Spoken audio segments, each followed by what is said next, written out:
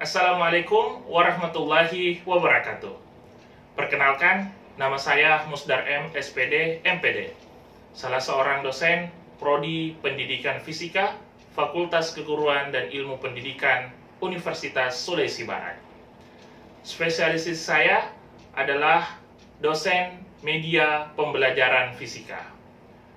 Pada hari ini, saya akan menyampaikan teknik pengajaran saya, yaitu dengan menggunakan metode delivery, interaction, dan assessment.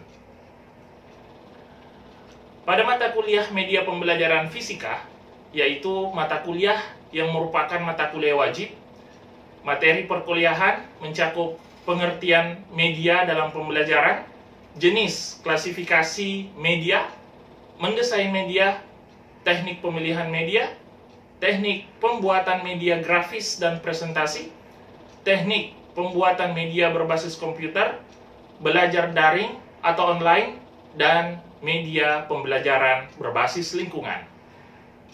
Melalui mata kuliah ini, mahasiswa diharapkan memiliki pengetahuan, keterampilan, kecakapan dalam membuat dan mendesain media pembelajaran fisika menggunakan aplikasi Quizzes dan Canva. Dalam video ini akan menampilkan sistem pembelajaran terbimbing dengan metode Project Based Learning.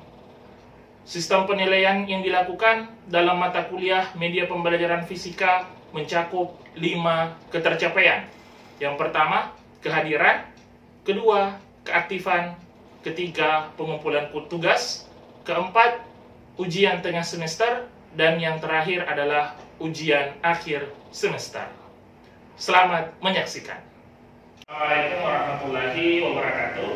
Waalaikumsalam warahmatullahi wabarakatuh. Selamat pagi semua, salam sejahtera untuk kita semua.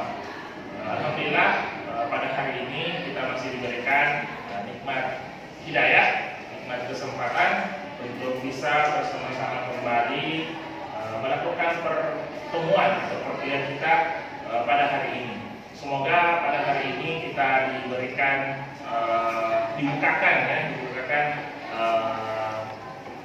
penyegaran ilmu kita, ya, dibukakan pemahaman kita supaya pemahaman kita lebih luas lagi dan lebih mendalam lagi dalam mengkaji ilmu pengetahuan.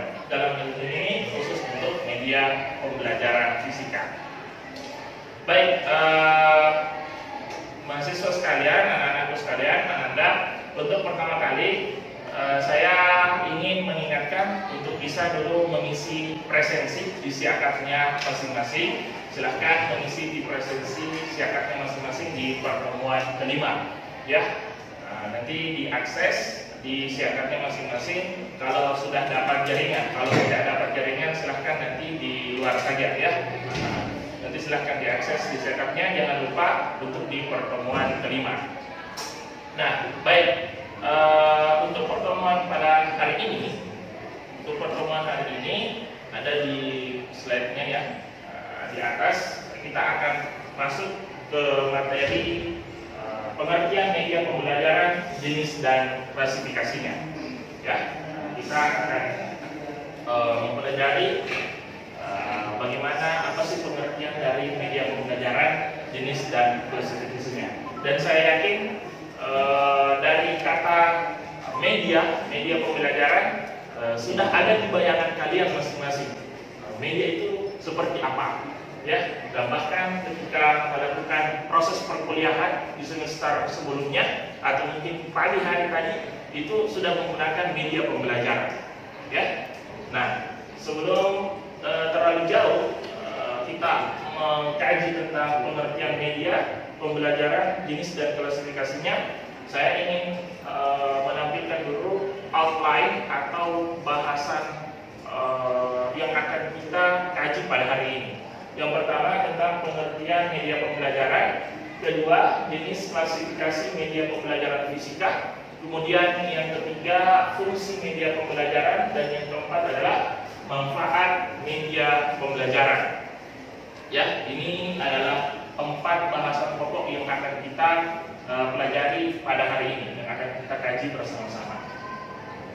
Nah, sebelum terlalu jauh kita menyimpulkan atau menjelaskan secara dalam apa itu media pembelajaran, saya ingin mau tanya dulu, ya. Saya yakin dan percaya semua tahu apa namanya ini. Apa namanya ini?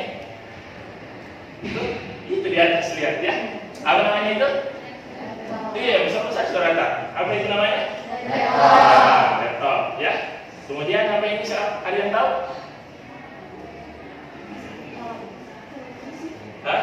Televisi, ya, televisi, smart TV ya, smart TV atau whiteboard yang ada di teater ya, di bawah di gedung teater. Ada yang pernah lihat itu di gedung teater? Ya, itu namanya smart TV. Bisa digunakan sebagai LCD atau layar dari materi yang ditampilkan oleh pemateri. Nah, kemudian ini apa?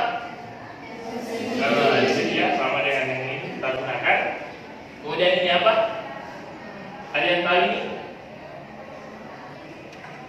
Nah, ini salah satu jenis media pembelajaran yang mungkin pada saat ini belum tidak lagi digunakan. Ya, ini adalah zaman sebelum adanya LCD ini. Ini namanya OHP. Iya, OHP. Jadi ini adalah proyektor untuk menampilkan materi ajar dalam bentuk paper. Nah, jadi ini adalah proyeksi sebelum adanya LCD kita menggunakan ini. Nah, jadi medianya nanti kalau dulu dosen-dosen kami itu menampilkan media bahan ajarnya ataupun nanti penuntunnya itu kertasnya disimpan di sini dalam bentuk plastik. Dari plastik bening itu ditulis tangan pakai spidol. Nah, kemudian untuk memproyeksikannya itu ada cahaya di sini. Tampillah di belakang layar. Segitu sebelum adanya di sini. Itu OHP namanya. Ya. Nah, dari gambar-gambar di atas atau jenis media yang kalian sebutkan di atas itu sebenarnya tujuannya adalah untuk menyampaikan pesan, ya, menyampaikan pesan ataupun bahan-bahan materi yang akan diajarkan oleh pemateri kepada mahasiswanya, kepada penerima informasinya.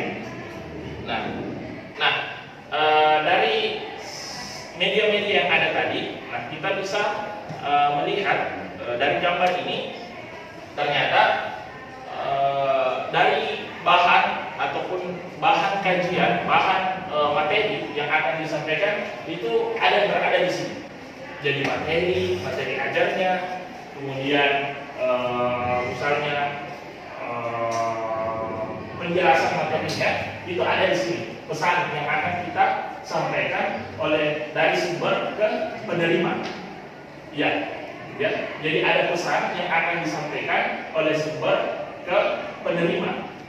Namun pesan ini itu dikemas atau dibuat di dalam media. Ya. Jadi kita buat pesannya itu dikemas dalam sebuah media agar penyampaian pesannya dari sumber ke penerima itu jauh lebih efektif, ya, lebih cepat diterima, lebih cepat dicerna oleh penerima. Nah, jadi adanya pesan yang ada dikemas dalam semua media itu berada di antara sumber dan penerima. Ingat ya, pesan yang ada pesan yang dikemas dalam media itu ada di antara, ya, di antara sumber dan penerima. Di mana adalah sumber ini adalah sumber informasinya atau biasa disebut dengan informannya, atau informannya. Kemudian si penerima ini disebut dengan receiver, penerima pesannya.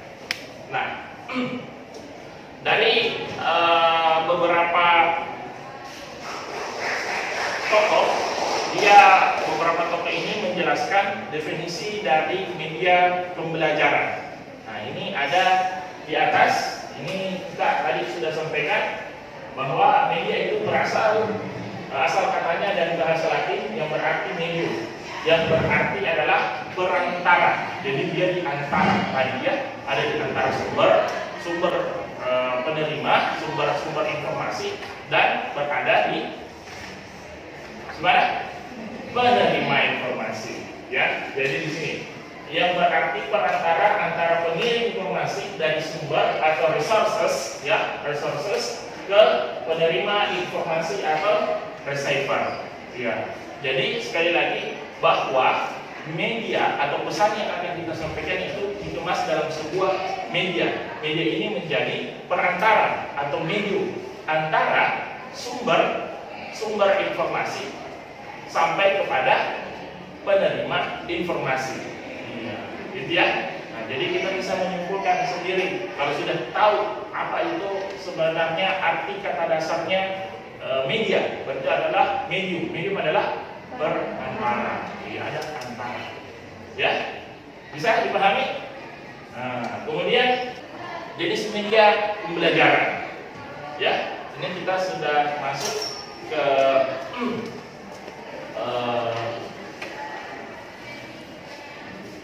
jenis media pembelajaran. Kelihatan di belakang? Kelihatan ya? Kelihatan tidak? Baik, kalau begitu. Nah, secara garis besar, ya, secara garis besar, ini jenis media pembelajaran dibedakan menjadi 3, ya. Media visual, media audio, dan media audio visual.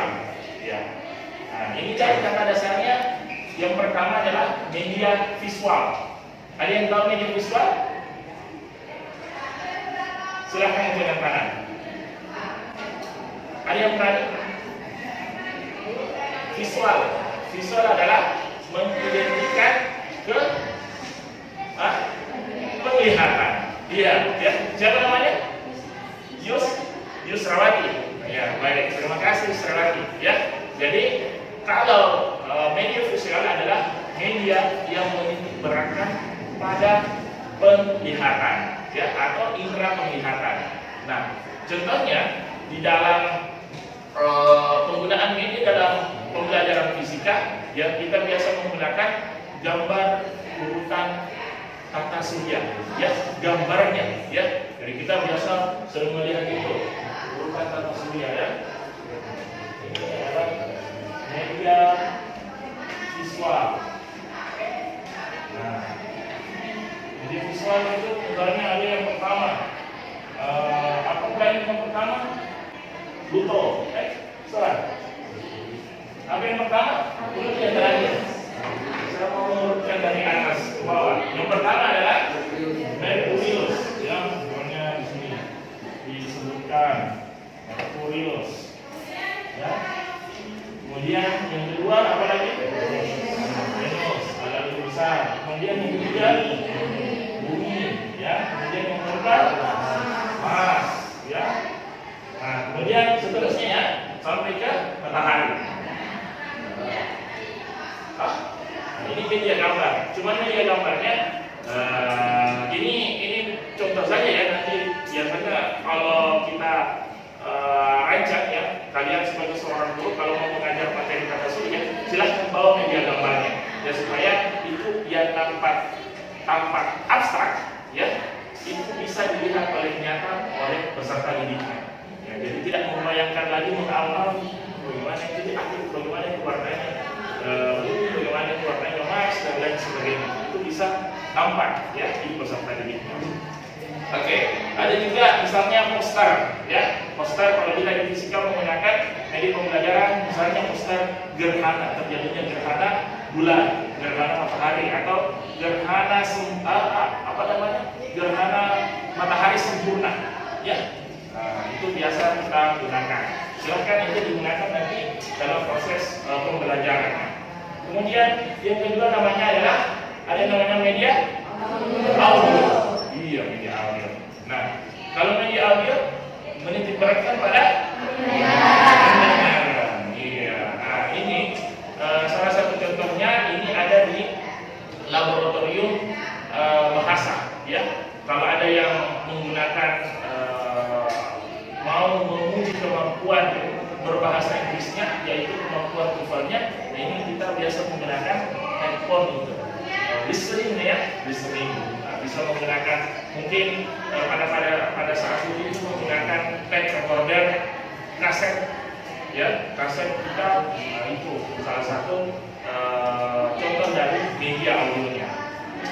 Kemudian yang ketiga, ini jenis media yang ketiga adalah gabungan dari penglihatan dan pendengaran. Kita menyebutnya adalah media audio visual, yaitu media yang mengandalkan indera pendengaran dan penglihatan. Ya, nah, ini contohnya bisa menggunakan laptop, ya, bisa menggunakan video simulasi praktikum. Pernah melihat virtual lab OLED? Pernah? Sudah pernah. Nanti diajar ya di mata kuliah, mungkin di praktikum semester 4 atau semester 5. Kalau PET, pernah lihat aplikasi PET? Belum juga? Oh iya, nanti diperlihatkan ya karena masih semester awal, jadi mungkin alat-alat prakteknya yang digunakan sekarang yang ada di laboratorium. Ya, karena kita nanti mencoba mengajarkan juga bagaimana penggunaan laboratorium secara virtual, bukan hanya secara yang ada nyata, tapi menggunakan juga laboratorium virtual. Salah satunya tadi yang saya sebutkan ada OLED dan ada PET. Nah, itu juga bisa menjadi salah satu media pembelajaran. Ya, media pembelajaran. Karena media pembelajaran itu ada dua jenisnya. Ada hardware dan ada juga software. Ya, yang saya sebutkan OLED dan tadi PET itu adalah softwarenya. Nah, yang nampak tadi contoh-contohnya misalnya laptop, kemudian smart TV, kemudian LCD dan sebagainya, itu adalah media hardware-nya. Ya, media hardware-nya. Di mana ke depannya yang akan kalian lakukan sebagai tugas proyek adalah membuat media pembelajaran dalam bentuk software. Ya, software. Nanti ada khusus mata kuliah tersendiri yang membuat bagaimana kalian membuat media pembelajaran fisika itu dengan menggunakan membentuk tugas proyeknya. Tugas proyeknya adalah membuat hardware-nya. Ya, misalnya di eksperimen fisika sekolah menengah itu kalian akan membuat medianya. Oke, tidak usah terlalu jauh di sini. Nah, setelah ini ada klasifikasi dan ragam media. Ya, kalau tadi ada jenisnya, sekarang kita masuk di klasifikasinya. Klasifikasi. Ya, nah di sini klasifikasi ada 6. Ya, ada 6 klasifikasi media. Yang pertama media cetak, ya, hampir sama dengan tadi yang media visual, ya. Ini sebutkan adalah sekumpulan bahan-bahan yang dicetak di atas lembaran kertas dan digunakan untuk memperoleh informasi dan pengetahuan, ya. Nah, ini bahan-bahan cetak. Nah, ada yang bisa menyebutkan contoh dari media cetak, ragam klasifikasi dari media cetak. Ada yang bisa? Ada? Oh, iya, tidak usah ragu-ragu, angkat tangan saja. Ya, iya. Dari kelompok satu dulu ya, dari sisi kiri saya. Ya, silahkan.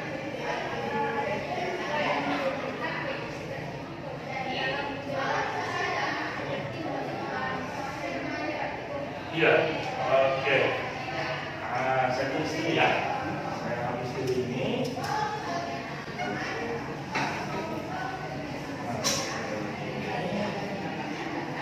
Kita masuk di klasifikasi media.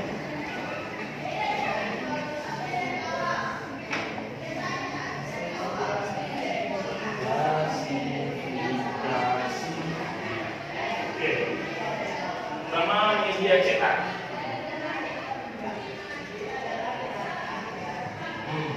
Tadi apa yang disebutkan salah satu contohnya? Buku,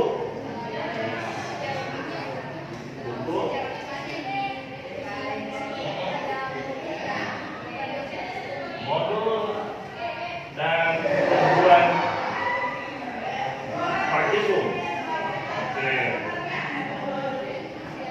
terima kasih. Benar ya.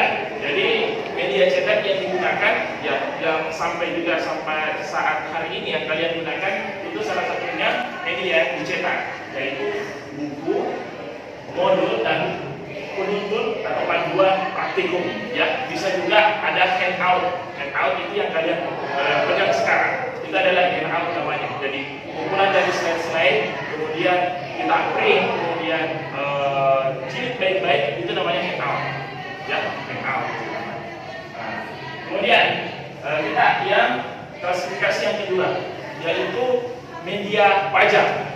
Ya, ini dari bahasanya media pajak, yaitu media yang memperlihatkan objek di suatu tempat tertentu sehingga pesan dan informasi dapat diamati dan dipelajari. Atau ini biasanya disebut sebagai media pameran, ya, media pameran, media pajak. Nah, ada yang bisa menyebutkan contoh dari media pameran atau media pajak? Saya tulis dulu ya. Ada? Ada yang bisa? Ayo, nggak usah lebih ragu. Ada? Oh ya, silakan. Pada mobil, jadi namanya kan mengawal mobil di depan orang lain. Dengar yang bisa? Dengar yang selesai suara kata. Media pajak itu adalah misalkan contoh satu mobil, misalkan Honda kurang-kurang mobil dipamerkan di tempat di mana terdapat banyak undangan yang hadir orang-orang, lalu kita menjelaskan informasi yang terkait dengan mobil tersebut di depan mereka. Oke. Ya, terima kasih ya. Jadi Suardi ya namanya. Oke, Suardi ini. Oke, kita percepat ya. Ada yang disebut dengan media audio. Ya, nah ini hampir sama. Media yang digunakan untuk melatih kemampuan mendengar informasi dan mengetahui lisan secara komprehensif.